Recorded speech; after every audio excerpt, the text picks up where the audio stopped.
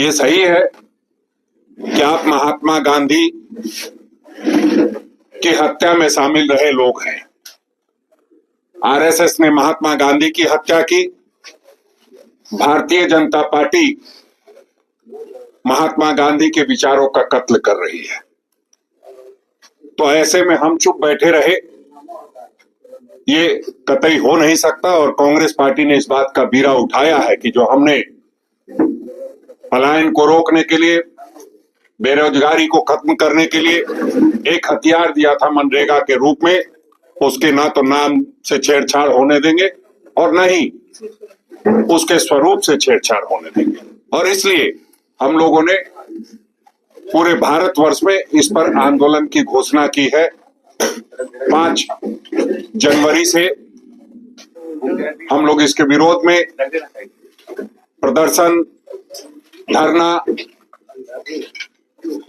शुरू करने जा रहे हैं और 5 तारीख को हम लोग प्रदेश के मुख्यालय महात्मा गांधी के जो बापू वाटिका है वहां से शुरुआत करके राजभवन, जो अब लोकपाल भवन के नाम से जाना जा रहा है, वहां तक हम लोग जाने का काम करेंगे। अपनी भावना को लोगों तक और अपनी भावना को महामहिम के माध्यम से देश के राष्ट्रपति तक पहुंचाने का काम करेंगे।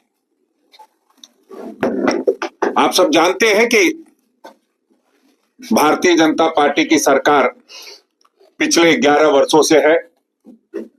भारतवर्ष में उस दौरान कितनी बेरोजगारी बढ़ी वो किसी से छुपा नहीं है। और जो बेरोजगारी को कम करने के लिए या खत्म करने के लिए मनरेगा की योजना लाई गई थी, उसको फिर खत्म किया जा रहा है।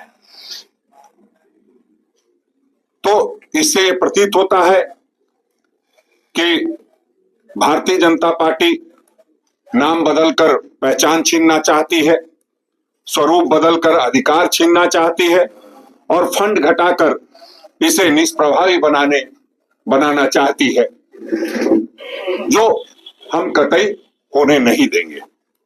आप सब जानते हैं कि मनरेगा के माध्यम से हम लोगों ने, जब कोरोना जैसा विपदा सामने आया था, उस समय कई योजनाएं लागू करके जो लोग यहाँ पर आए, जो जिनको काम का अभाव था, उनको काम दे करके, और हम लोगों ने ये व्यवस्था की कि आने वाले समय में उनकी मौत भूख से नहीं हो। आपने देखा है इससे पहले झारखंड में जो भारतीय जनता पार्टी का शासन था, तब 23 लोगों की भूख से मौत हुई थी और डबल इंजन की सरकार थी। तो हम लोगों ने उस चीज को कोरोना जैसे दौर में एक भी मौत की खबर भूख से नहीं आई। ठीक है, कोरोना एक विपदा थी, उसके कारण कई जगहों पे इस तरह की घटनाएं सामने आई, लेकिन भूख से मौत का कोई मामला सामने नहीं आया।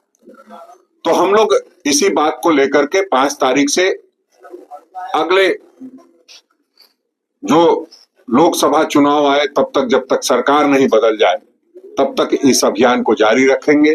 पलायन की जो कवायद है उसको रोकने के लिए हर कार्रवाई करेंगे। और आप जानते हैं कि मुझे तो ये लगता है कि आरएसएस और बीजेपी को ग नाम से दिक्कत है।